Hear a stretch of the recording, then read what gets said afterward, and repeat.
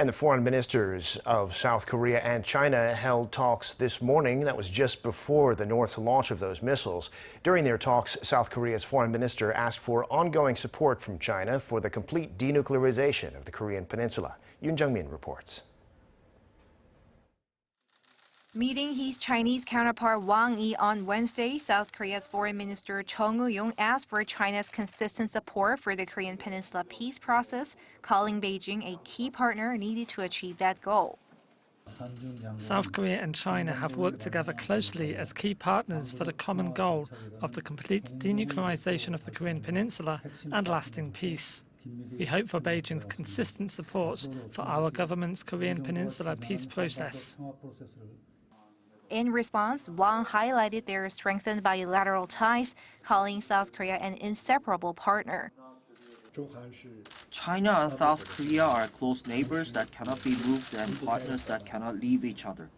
We hope to strengthen our bilateral community awareness, constantly expand upon our common interests, and seek further avenues of potential cooperation.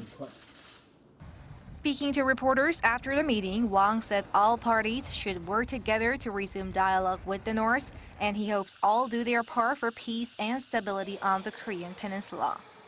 Wang referred to Pyongyang's test firing last weekend of cruise missiles, saying that North Korea is not the only one engaging in military action, those remarks possibly meant for the U.S. Hours later, with the Chinese diplomat still in Seoul, North Korea test-fired ballistic missiles. When asked whether China intends to invite North Korean leader Kim Jong-un to the Beijing Winter Olympics, Wang said it's an international custom to invite other countries through the International Olympic Committee.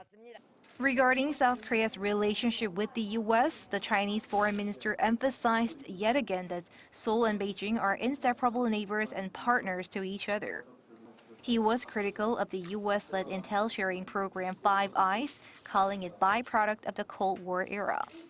Recently, the U.S. House of Representatives has considered including South Korea in the intel sharing program, apparently a move against the rise of China and Russia. He added that Chinese President Xi Jinping thinks it's important to visit South Korea and that it can happen once the COVID-19 pandemic situation gets under control. Yoon Jung-min, Arirang News.